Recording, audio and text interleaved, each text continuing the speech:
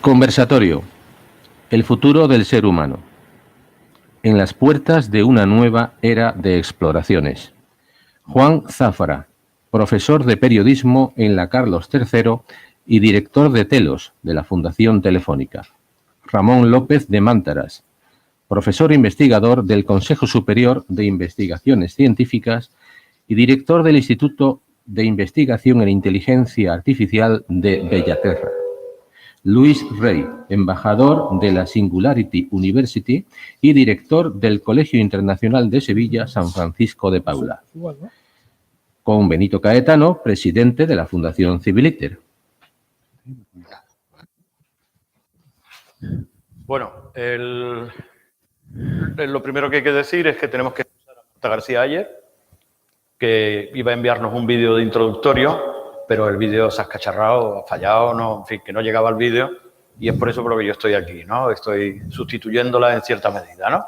Así que aquí empieza el conversatorio sobre el que vamos a intentar desgranar, vamos a intentar averiguar qué futuro le espera al hombre en el caso de alcanzar una de las utopías de las que hemos hablado aquí o alguna de las distopías de las que también hemos hablado aquí. ¿Qué futuro pensamos que va a tener inmediatamente? En dos posiciones, si hacemos lo que tenemos que hacer y si no hacemos nada, que es lo que estamos haciendo. Así que...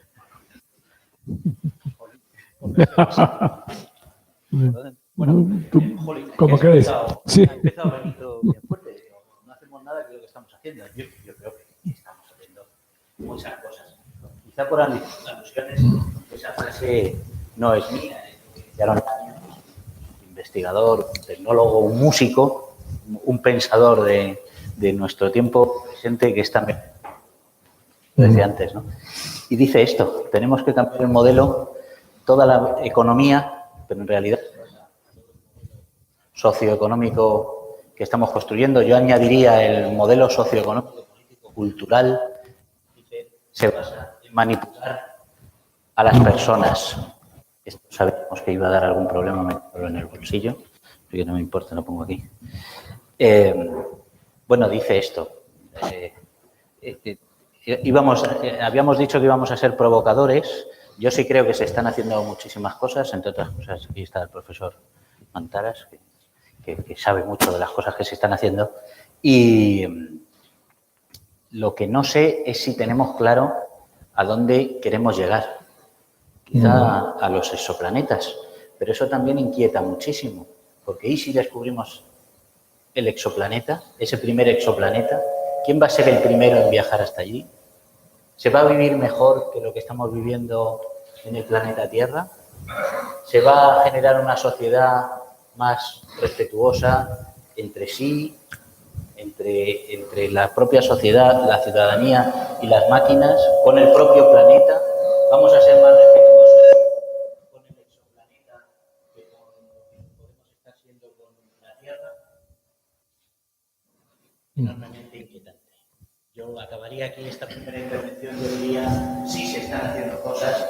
Creo que es urgente que nos planteemos todos, los científicos, los investigadores y también los que estamos del lado más humanista o humanístico, que nos planteemos qué estamos haciendo, para qué lo estamos haciendo, cómo y dónde queremos llegar. Bueno, esto es una serie de preguntas o comentarios extraordinariamente complejos y con una carga filosófica muy grande, ¿no? En fin, yo no sé, no tengo, obviamente si tuviera respuestas a estas cosas, posiblemente, pues, incluso me atrevo a decir que a lo mejor ni estaría aquí, ¿no? A ver, yo de lo poco que sé es el tema de la inteligencia artificial, ¿no? En toda esta transformación hacia el futuro, hacia dónde vamos, antes en el debate que ha habido anteriormente se ha hablado, ¿no?, de precisamente de estos aspectos, ¿no?, de la inteligencia artificial y aspectos éticos. Yo creo que en el tema de la inteligencia artificial estamos metidos en un tren que va a gran velocidad y nadie sabe a dónde va. Nadie sabe muy bien a dónde va. Se está hablando de cantidad de cosas que no, yo diría con muy poco fundamento, por lo menos fundamento científico. Se está hablando de superinteligencias, de inteligencias bueno, que ya nos superarán en todo. El tema de la singularidad, que aparece a menudo, ¿no?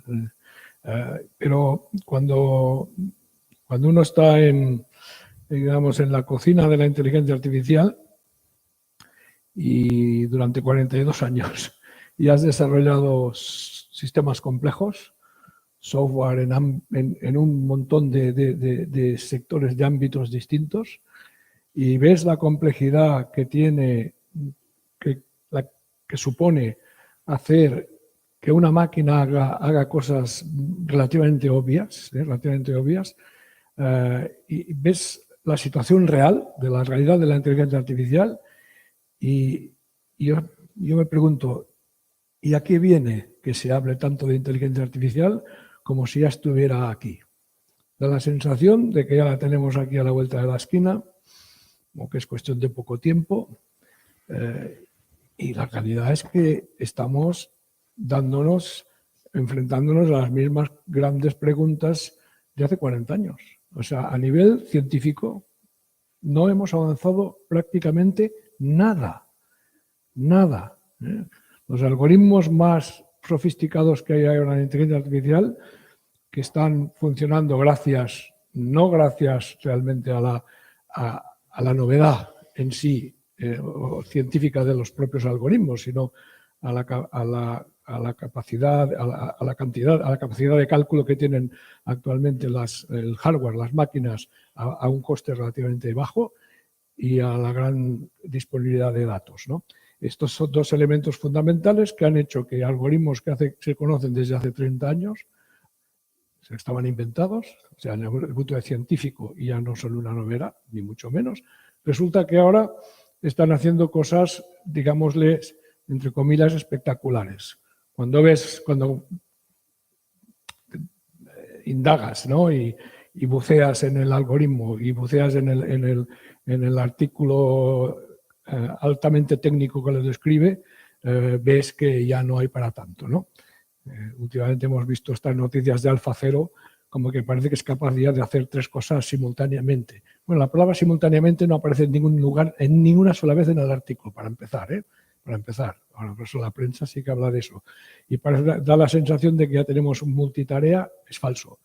Es falso. El artículo de Science de hace pocos días es corto, porque los de Science son cortos necesariamente, muy cortos, no da los detalles técnicos necesarios para comprender qué hay detrás. Pero cuando yo leí el artículo original en archive.org, que son ya muchas páginas, ves que no es ni mucho menos lo que se vende. DeepMind sabe vender muy bien lo que hace, tiene gente muy potente, muy capaz, muy brillante desarrollando software, eso no lo niega nadie, pero cuando leéis el artículo en Archive te das cuenta de que no es verdad que este software, el mismo software, sea capaz de haber aprendido a jugar a 3 juegos a la vez. Como mucho a 1,5.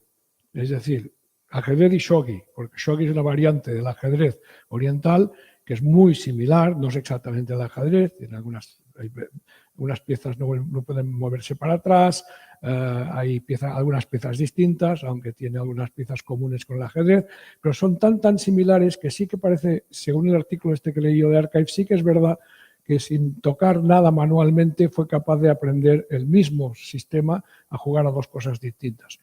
Pero, cuidado, cuando tuvo que jugar a Go. Cuando tuvo que jugar a Go, como ya es muy distinto, hubo intervención manual. Y en el artículo largo de Archive, ahí lo ves. Está dicho, ¿no?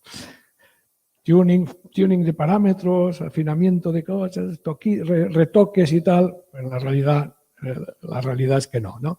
Entonces, bueno, esto es simplemente un ejemplo, quizás un poco técnico, perdón por ello, pero que me sirve a mí como para ejemplarizar que lo más sofisticado que parece que hay actualmente en la inteligencia artificial, que lo desarrolla esta gente tan brillante, de Demis Hassabis y su grupo en Silver, David Silver, etcétera, en la empresa DeepMind, pues no es tanto como lo que parece. Hombre, desde fuera parece muy impresionante y como parece tan impresionante, parece mágico y enseguida hacemos un salto al vacío y especulamos. Hacemos aquello que Arthur Clarke decía en los años 60, una tecnología muy sofisticada es indistinguible de la magia. Entonces, para la gente de la calle, para el Lego, el que no sabe, el que no se ha metido nunca a programar de verdad software complejo, el que no está en la cocina, pues se crea, pues si una máquina pensaba jugando contra sí mismo y solamente dando las reglas del juego, casi desde cero,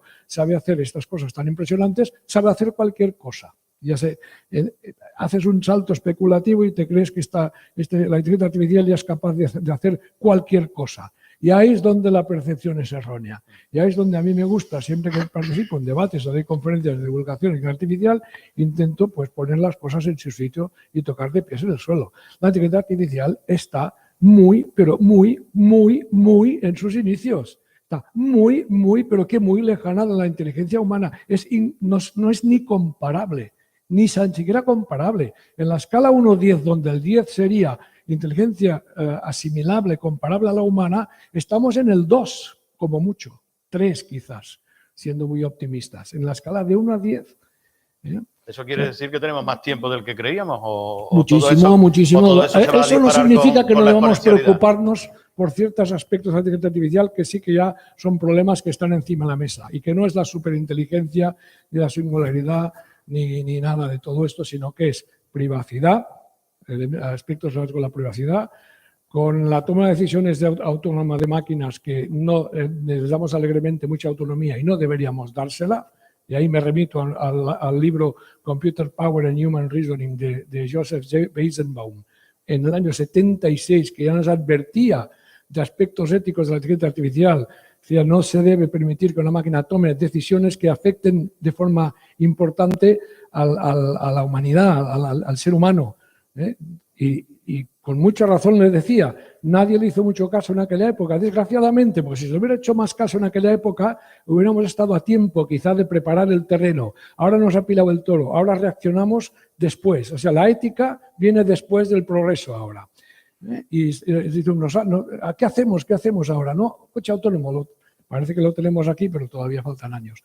¿Qué hay que hacer? Hay que tomar medidas, ¿no? Hay que regular. Bueno, quizás nos hemos dormido un poquito, porque en el año 76 ya había quien advirtió de aspectos éticos de la inteligencia artificial.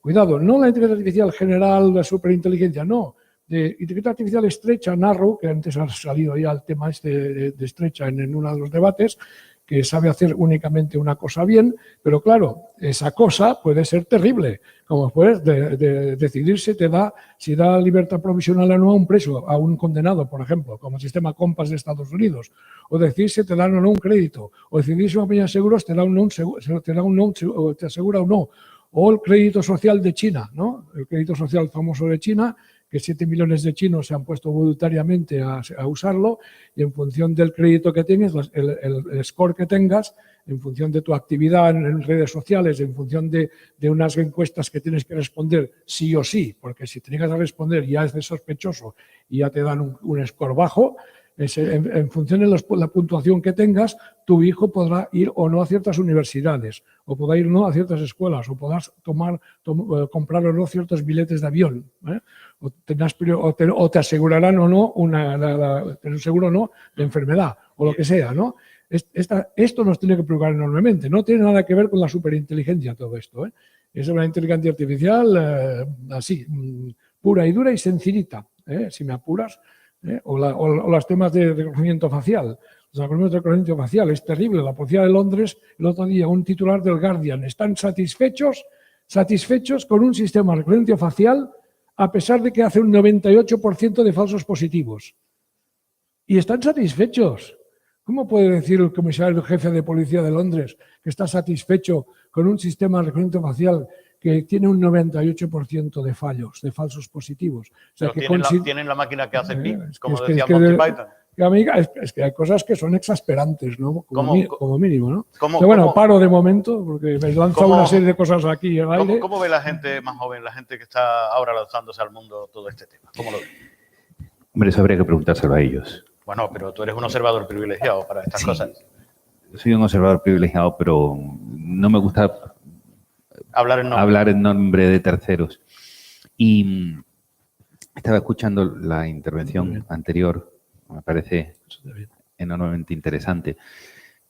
Y pensaba que sí, que es verdad, que realmente hay cosas que son muy peligrosas. Si uno mira para atrás,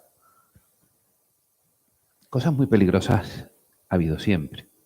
Decisiones muy parciales ha habido siempre. No hace falta inventar ninguna máquina. Ya para eso estábamos las personas con un grado de parcialidad verdaderamente extremo. Y si no, ahí están las dictaduras, la Inquisición y tantos otros ejemplos que podríamos poner, ¿no? Luego, a mí que en este tipo de temas me gusta relativizar un poco y a veces me acuerdo de que en pleno crash del 29 le preguntaron a JP Morgan, el banquero, ¿y qué va a pasar con la bolsa?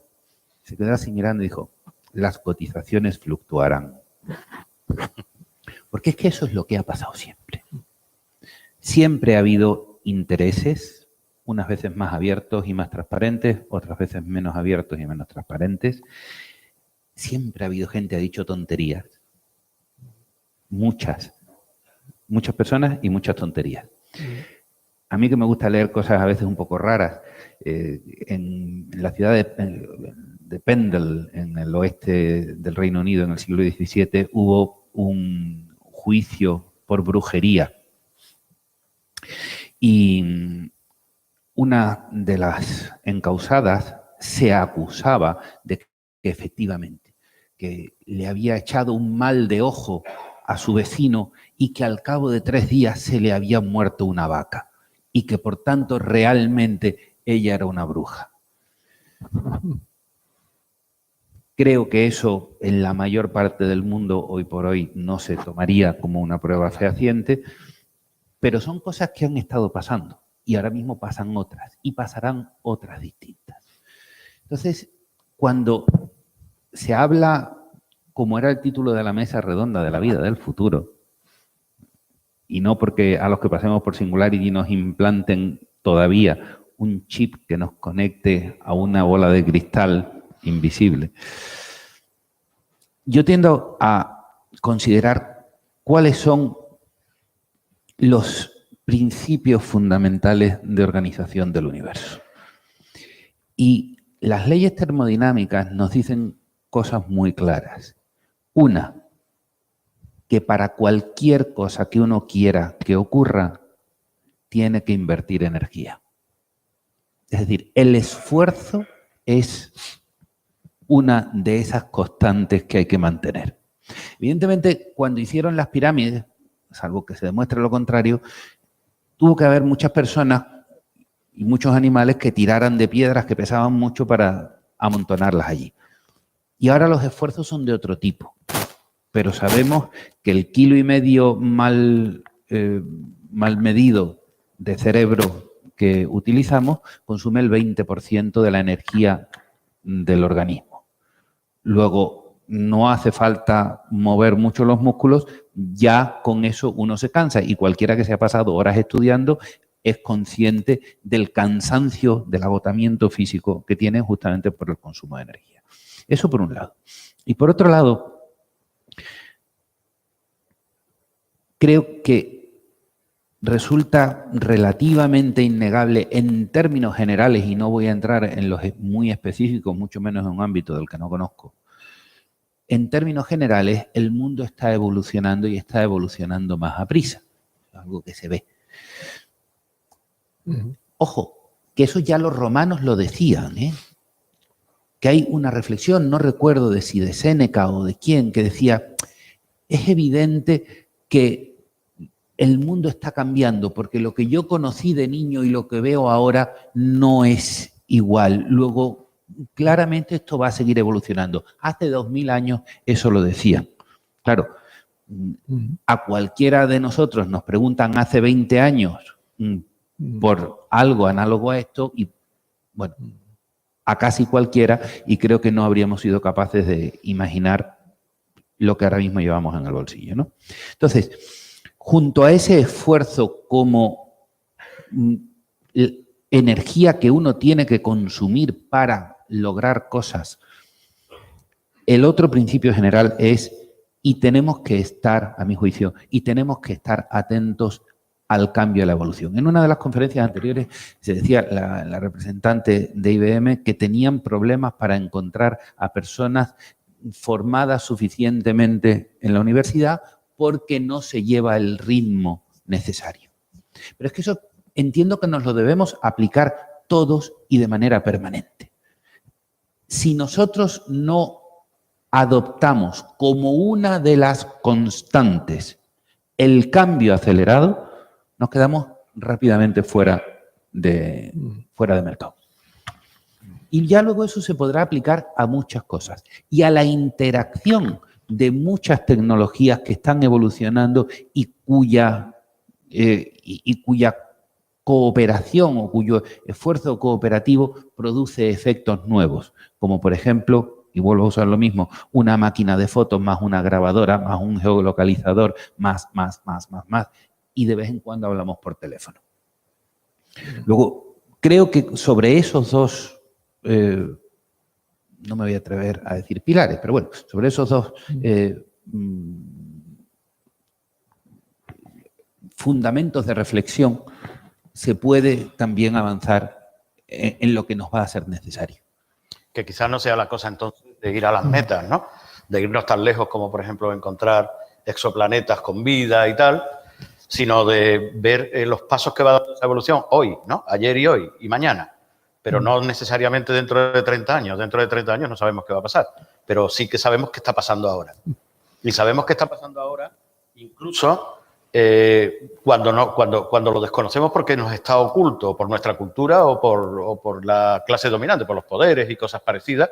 Hay cosas que están pasando ahora que están muchísimo por delante de lo que la mayoría de la población considera, pero que sin embargo son tangibles ahora mismo. Aunque la inteligencia artificial esté en sus inicios, la verdad es que la inteligencia artificial ya está imponiéndose, ¿no? Cuando esté más allá de sus inicios, ¿qué va a ser de nosotros? Bueno, quizás lo que debamos gestionar es qué hacemos cuando está en sus inicios, ¿no? Como tengo el mando, voy proyectando algunas frases. Sí, ya. Va saliendo. Me gustaría entrar en esto que era el tema de la mesa redonda, ¿no? De cómo son los humanos, cómo seremos los humanos digitales, ¿no? En la revista Telos que tenéis por aquí, que habéis recibido, publicábamos este artículo. ¿Quién teme a los humanos digitales? En un número dedicado precisamente a definir al humano digital, ¿no?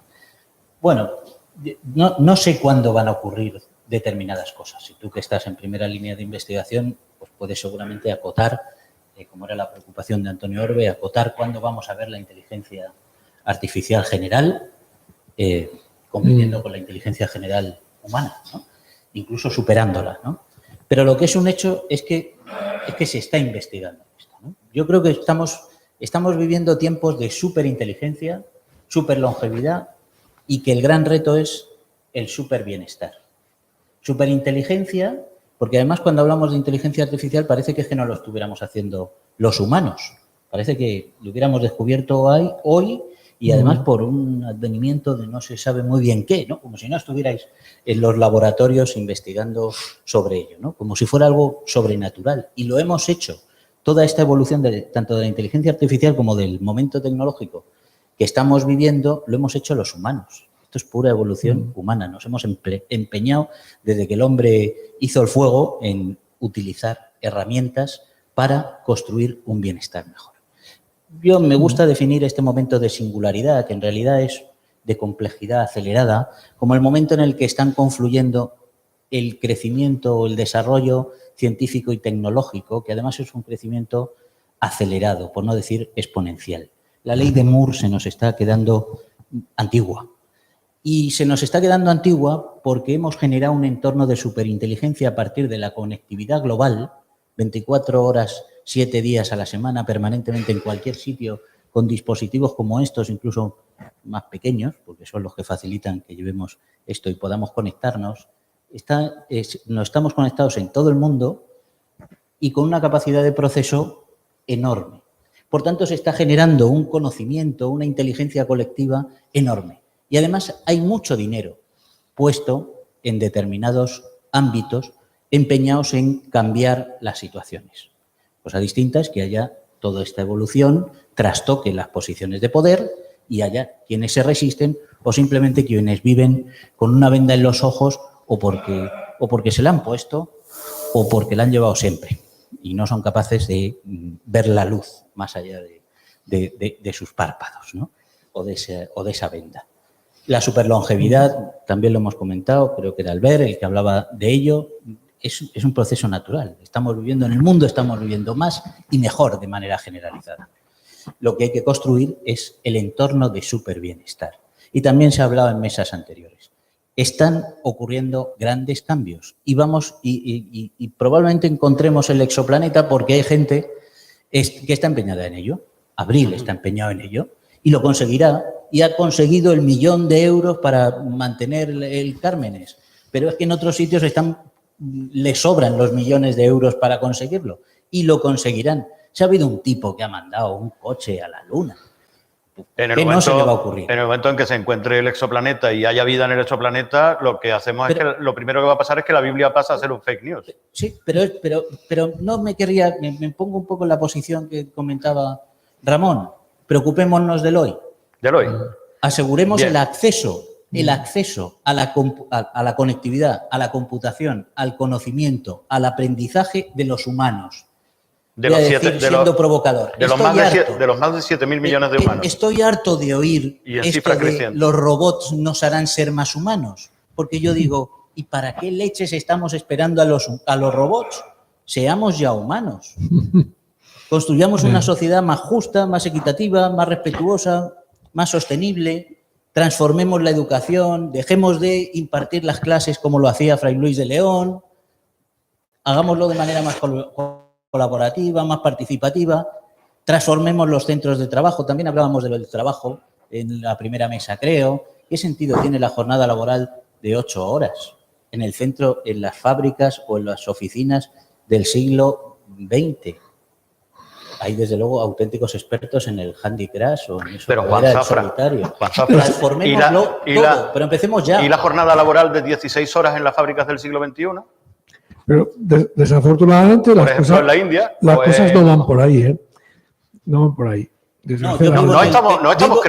Vivo en el tecno-optimismo humanista. Pero no se está creando una brecha en la humanidad. La brecha se está abriendo y claro. es cada vez más grande. Es cada vez más grande porque cada vez hay más gente y las soluciones no implican contrariamente cada vez a lo que parecía que debería ser. Y luego voy a dar un ejemplo muy claro, muy objetivo. Lo podéis encontrar, esto se puede encontrar por internet fácilmente.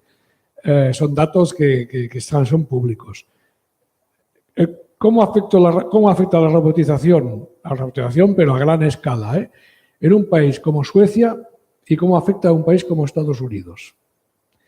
En Suecia, de 8 horas al día a 6 horas de trabajo por el mismo sueldo. Claro, si no harían trampa, obviamente, ¿no? Conservando el mismo poder adquisitivo.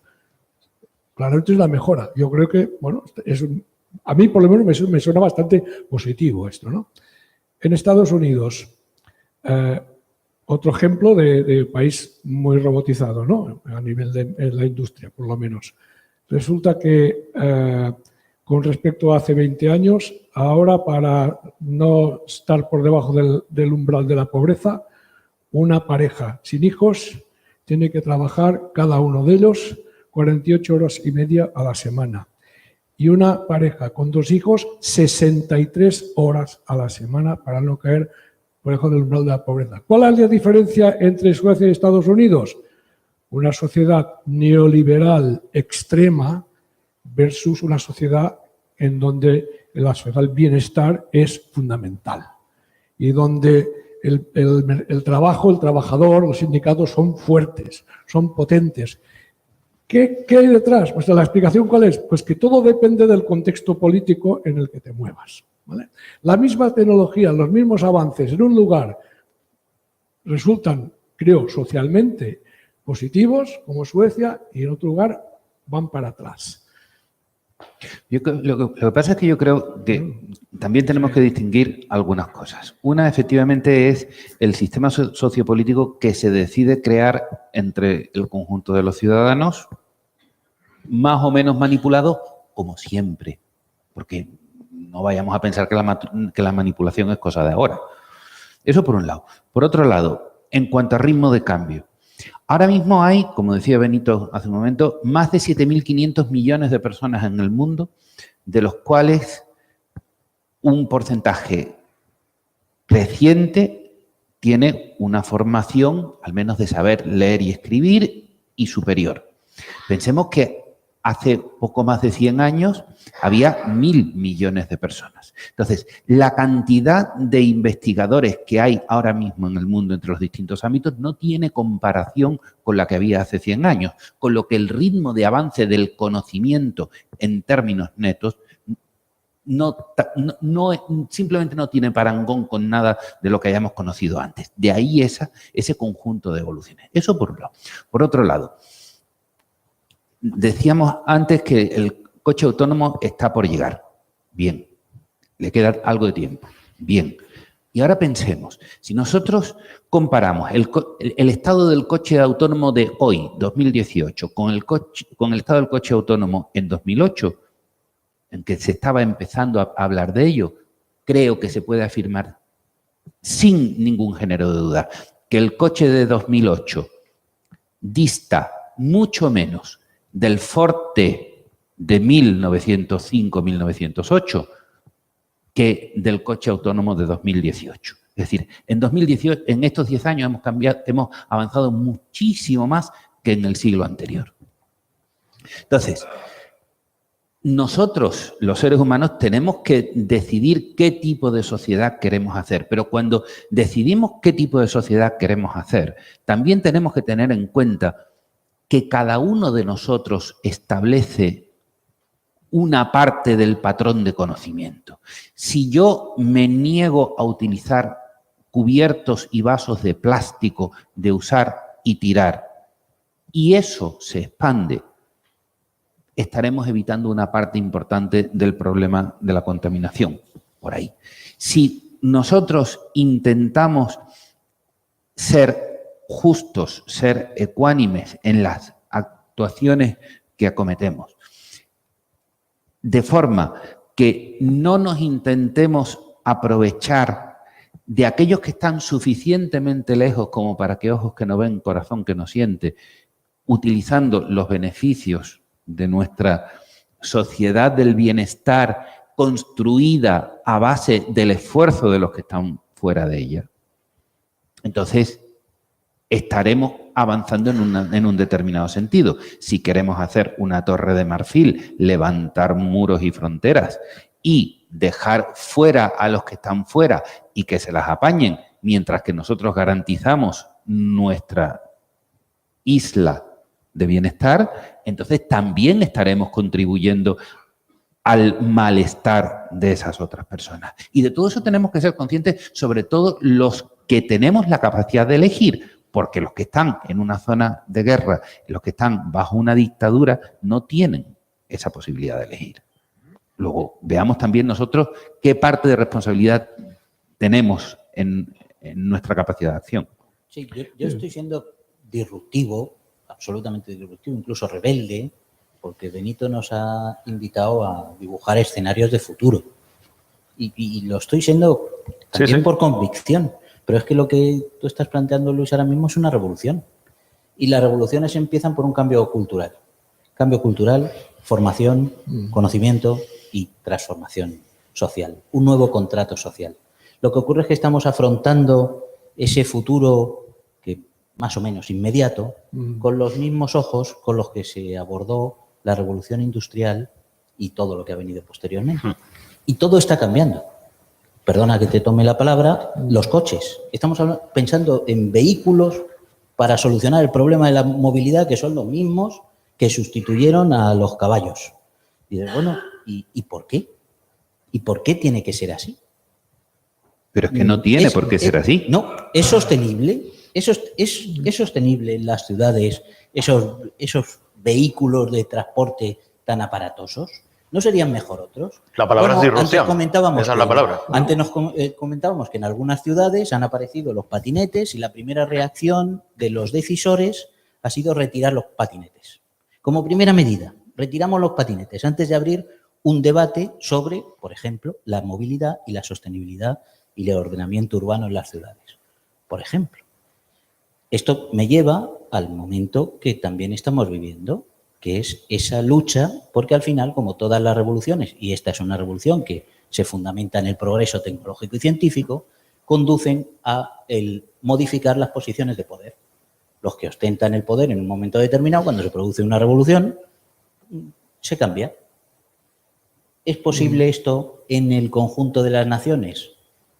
Bueno, hoy estamos aquí a dibujar escenarios de futuro y incluso puedo aceptar que somos una élite del pensamiento y de la investigación, pero ¿por qué no actuar como una élite que trabaja para el superbienestar de la sociedad, de la abundancia, por cierto? Porque la ley de Moore que se está aplicando, que ya se ha superado, como estábamos conveniendo, se ha superado en el ámbito de la computación, ¿por qué no va a llegar a aplicarse, como de hecho ya se está aplicando en otros ámbitos? Si tenemos para todos. No, pero yo creo que justamente en eso estamos, ¿no? Y precisamente de lo que se trata es de que cada individuo tome conciencia de su propia responsabilidad y adquiera autonomía y capacidad de juicio. Lo que pasa es que la capacidad de juicio, y por eso empecé diciendo lo que decía, exige el esfuerzo de informarse y de tomar una opinión. De ahí esa insistencia en que si no queremos hacer un esfuerzo, tú decías al principio, no, lo decía Benito, entre lo que se puede hacer o no hacer nada, que por cierto también es una elección. Sí, sí. Políticamente en España es muy frecuente. Efectivamente. Y habría que preguntarse por qué. Y habría que preguntarse por qué, sí, sí. Y no vamos a entrar en ese debate ahora. No, aquí no. Aquí. Eso. Entonces, si nosotros queremos tender a ser lechugas y tener una vida vegetativa en la que allí nos ponen y ahí estamos y respiramos y ya está, es una cuestión. Si tendemos, y yo creo que la inmensa mayoría de las personas tendemos a avanzar, a investigar, a descubrir, y siempre va a haber muchas personas que van a querer investigar y descubrir porque es esa curiosidad innata y esa capacidad de fascinación y de maravilla del ser humano. Eso va a hacer que la sociedad vaya avanzando, siempre y cuando no haya unos estímulos que venzan esa curiosidad llevando a la inacción. Metiendo miedo, básicamente. Yo no sé en otras áreas, ¿no? En otras tecnologías, en otros temas, pero en inteligencia artificial está ocurriendo algo que a mí me preocupa enormemente. Quienes están en estos momentos tienen más influencia en lo que es la inteligencia artificial, ¿no? En los desarrollos que se hacen, en dónde se aplica, cómo se hace, son una serie de empresas que lo que tienen que hacer es hacer beneficios y repartir dividendos entre sus accionistas, ¿vale? No son ONGs, y no están al servicio público, ¿vale? Esto me preocupa mucho porque se mueven por unos intereses legítimos, que hacer negocio, no tengo nada en contra de que las empresas hagan negocio, faltaría más, ¿no? Pero que en estos momentos, hoy día, el devenir de la inteligencia artificial esté muy en las manos de media docena de grandes corporaciones cuyo objetivo, en mi opinión, me equivocaría mucho, me equivocaría mucho si me dijerais que el objetivo, me dijeran que es el bien social, que es la sociedad y que es no, es hacer negocio, es sacar dinero, cueste lo que cueste. Ya hemos visto algunos escándalos. Sus trabajadores de una de estas grandes empresas, o de un par de ellas por lo menos, que todos sabemos cuáles son, se han tenido que plantar para que se rompiera un contrato con el Departamento de Defensa de Estados Unidos. Salió no hace mucho en la prensa, ¿no? Y consiguieron, parece ser, que se retractara la empresa. Bueno, cosa curiosa, pero bueno, eran muchos y quizás por eso, ¿no? No podía arriesgarse la empresa a perder miles o no sé cuántos eran que sabían, que han dicho que está este contrato con defensa que no querían, ¿no? Que se hiciera. No, prefiero no dar los nombres de las empresas, pero se pueden, ya nos podemos imaginar cuáles son, ¿no? Y otra también muy potente con problemas similares, ¿no?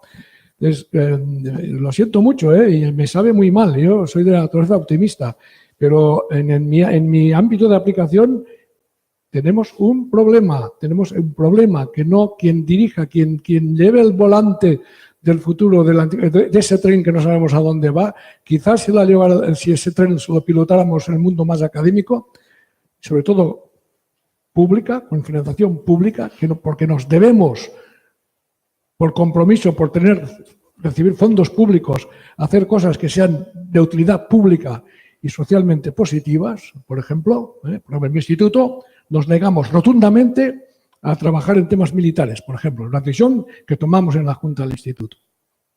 Y no lo hemos hecho nunca y hemos perdido oportunidades grandes de contratos importantes, pero no nos importa. Ya encontramos los fondos para investigar en otras fuentes. Pero, perdón un momentito, vamos a ver. Por ejemplo, ¿no? O sea, no, me refiero a que nosotros tenemos la libertad de hacer esto, porque somos, y nos debemos, creo, hacer aplicaciones y desarrollo de inteligencia artificial. Trabajamos con aplicaciones al autismo, muchas aplicaciones médicas, pues porque creemos que debemos hacer eso.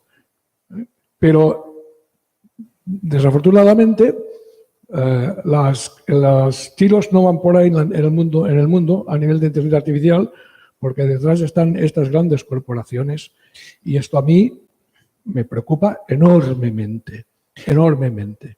A ver, sí. Lo que pasa es que tampoco se puede perder de vista la historia. Grandes corporaciones ha habido desde hace mucho tiempo. Luis XIV era la cabeza de una gran corporación e hizo guerras por toda Europa. Fernando de Aragón, Fernando el Católico llamamos, era cabeza de una gran corporación. Y Fernando de Aragón decide que se expulsa a los judíos y se expulsa a los judíos. Claro. Y ya está, y no hay más que hablar.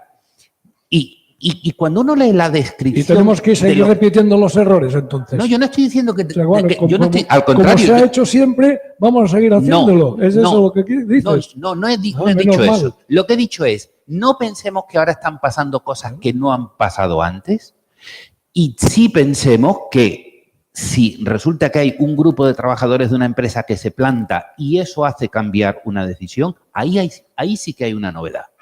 Y que ese plante tiene una repercusión mundial, y ahí hay otra novedad. Entonces, seamos capaces de utilizar esas diferencias que está habiendo y que se están produciendo y aprovechémoslas para ir evitando que ciertas cosas pasen. Que, por cierto, al menos no de la misma manera, ahora mismo no hay en una parte importante de los países del mundo y desde luego de las empresas el derecho sobre la vida y la muerte de los empleados y súbditos como sí que había. Antes nos decían, y a Giordano Bruno lo quemaron en la hoguera. Y yo pensaba, bueno, ahora mismo en las redes sociales casi a uno lo queman, casi. Y a algunos le arruinan la vida. Y a algunos muchas cosas más. En la hoguera y con la gente aplaudiendo y destruyendo el cuerpo, eso no suele pasar. Y sí pasaba antes. Entonces, creo que vamos avanzando. Ahora, más sutil. Sí, estando en el bottom line, de acuerdo contigo, Ramón, esto que comentabas de esta empresa también significa, es sintomático, significa que algo está cambiando. Edelman, una agencia global de comunicación, hace un informe global de confianza, el Trust Index. Y en el último informe llama la atención sobre la pérdida de confianza de la ciudadanía en los gobiernos, en los medios de comunicación, en primer lugar, y llama la atención de que sube las empresas. Las empresas están reaccionando. ¿Qué las mueve a esa reacción? Bueno, pues creo que las mueve el cambio que se ha producido también desde un punto de vista de la oferta y la demanda. Han percibido que ahora es la demanda la que manda y no ellas son las que imponen la oferta. Eso significa nuevas prácticas de UX, de experiencias de usuario, una adaptabilidad al nuevo comportamiento de los consumidores. ¿Por qué lo hacen esto? Bueno, es cierto, al final podríamos discutir si al final de todo es solo el ingreso de capital. Bueno, pero no hay que olvidar que estamos en un contexto de cambio, que yo defino de revolucionario, y que se están modificando determinados comportamientos en algunas empresas. No en todas, pero tampoco en todos los ciudadanos se está produciendo esa modificación del comportamiento. Y me preocupa el comportamiento de los poderes, vamos a llamarlo así, de los poderes públicos. Diría de los poderes públicos en connivencia con los generadores de opinión, frente a los cuales el mundo de la academia estáis, particularmente los investigadores, en clara desventaja. Porque no llega, porque la investigación profunda, ni siquiera la suave, cala en la opinión pública cuando la manipulación se ha convertido en una práctica habitual de quienes generan opinión y de quienes inducen esa opinión. Hablabas antes de la privacidad. Es que esta semana, creo que esta es la anterior, la semana pasada, es que se ha aprobado que los partidos políticos van a tener una excepción en el uso de los datos referidos al comportamiento. ¿Y quién lo ha aprobado? Los políticos. Claro. El Parlamento. Claro. Sí, pero la ciudadanía no puede reaccionar. Sí, deberíamos. Bueno, yo lo estoy haciendo. Sí. En todo esto, la política es determinante y la acción política es una acción con la que hay mucha menos gente que tome conciencia, ¿no? Nosotros somos capaces de sentarnos aquí para discutir a la luz de los descubrimientos de la ciencia y de los avances de la tecnología cómo va a ser el futuro del ser humano inmediatamente. ¿Habéis visto a alguien que sea capaz de sentarse en el ámbito político para ver, a la luz de la evolución de los últimos años y de las propuestas políticas que estamos haciendo, cómo va a evolucionar realmente o a qué escenario queremos llegar o algo parecido? No, eso no ocurre. Estamos pensando en las próximas elecciones, ¿no? Sí, efectivamente. Dentro de un mes, 2, 4. A muy corto plazo. Con las empresas, lo que pasa es que la política, los políticos, en vez de tomar conciencia de las cosas, en vez de tomar su trabajo en serio, saben que lo pueden simular. Existe la simulación. Y la simulación consiste en decirte lo que quieres oír y luego hacer lo que nosotros queremos hacer, ¿no?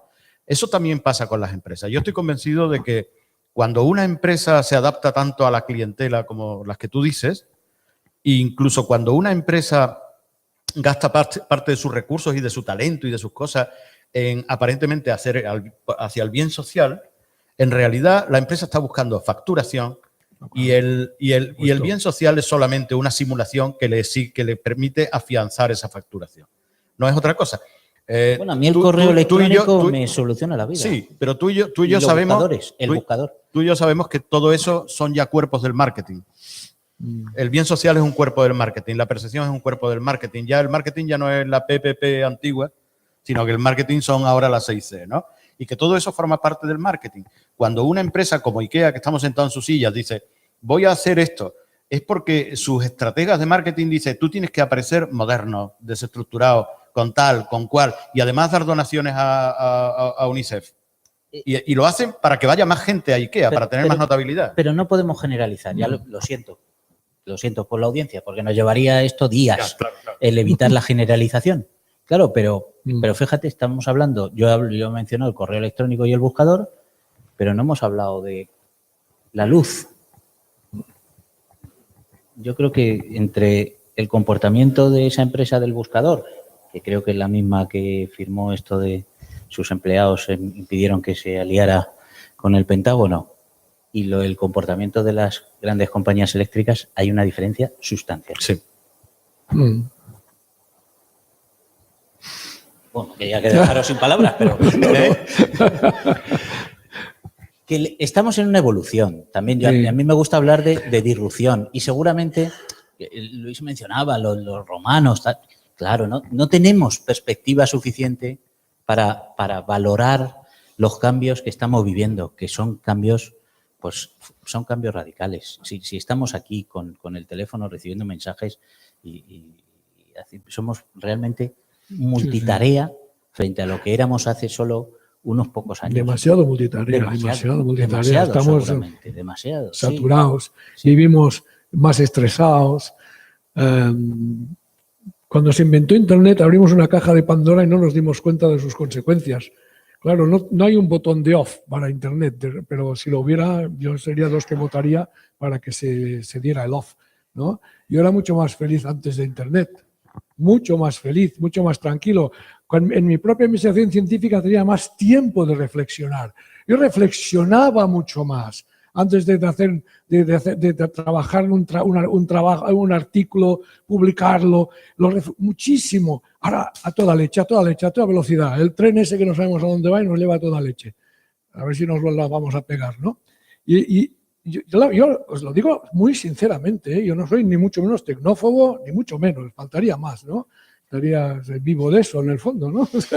Estaría tirando piedras a mi tejado, ¿no? Pero yo, de verdad, tenías una vida más tranquila, más sosegada.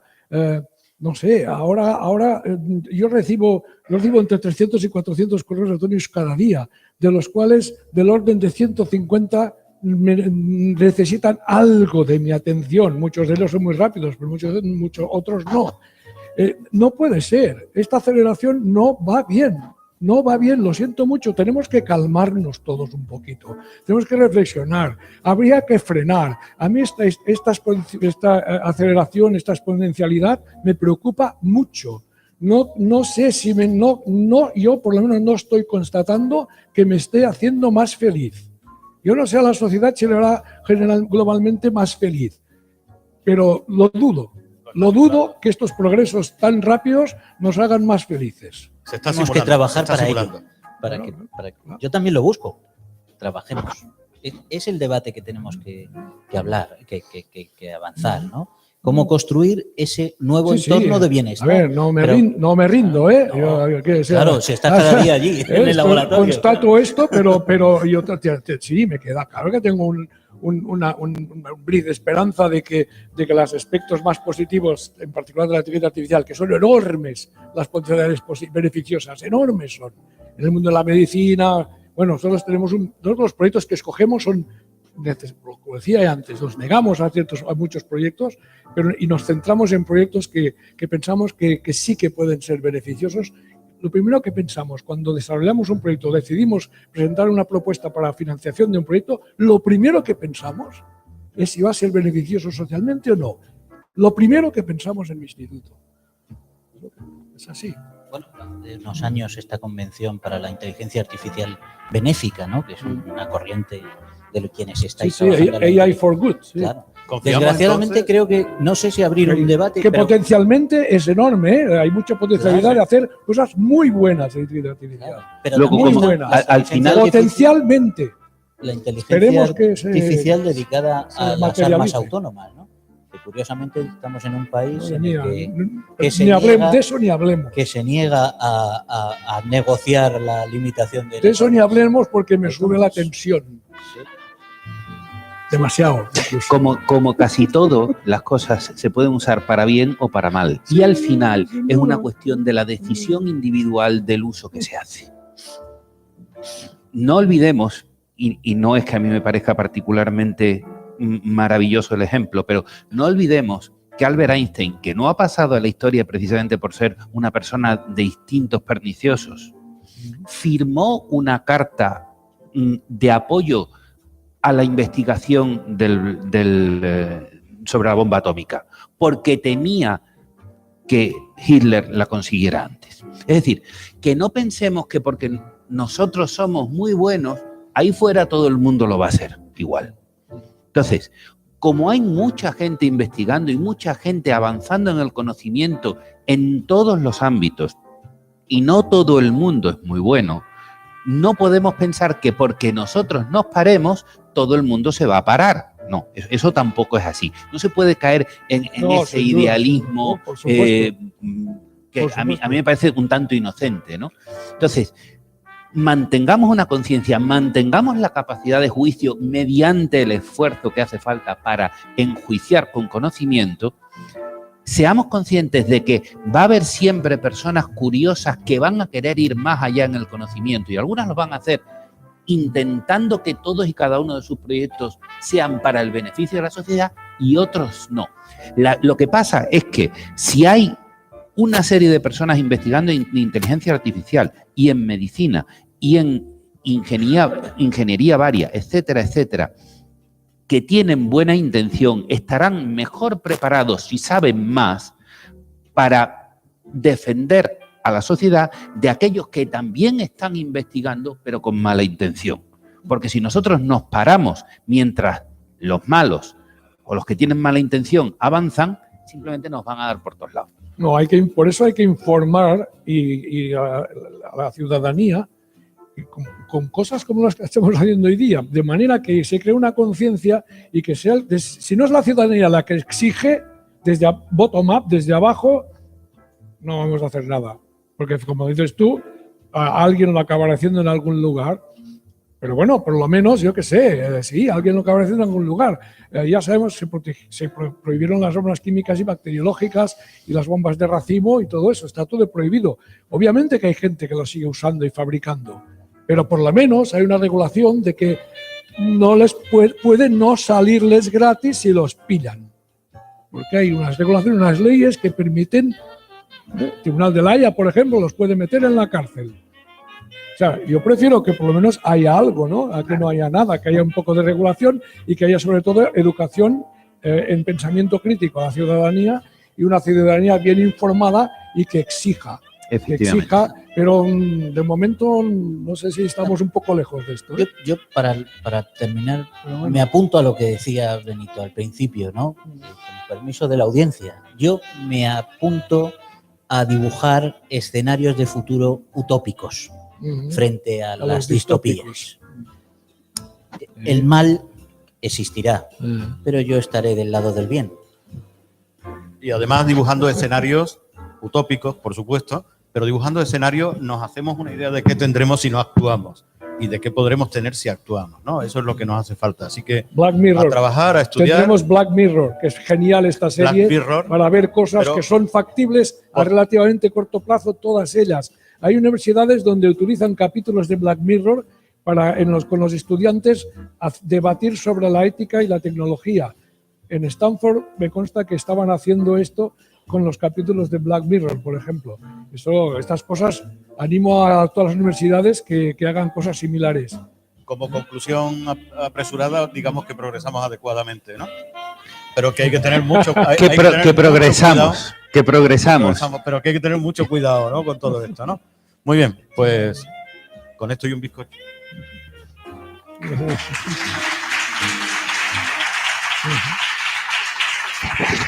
Esto ha sido todo por hoy. Recuerden que Escenarios de Futuro es un programa paralelo al 5º centenario de la primera vuelta al mundo y que continuará hasta 2022 con nuevas propuestas cada año. Por supuesto que Las entidades que han participado en esta edición de lanzamiento son la Consejería de Cultura de la Junta de Andalucía, la Fundación Civiliter, el Consejo Social de la Universidad de Sevilla y la Universidad Loyola Andalucía.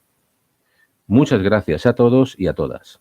Y acuérdense de seguirnos a través de escenariosdefuturo.civiliter.es, donde tienen los currículums de todas las personas que hoy nos han ayudado.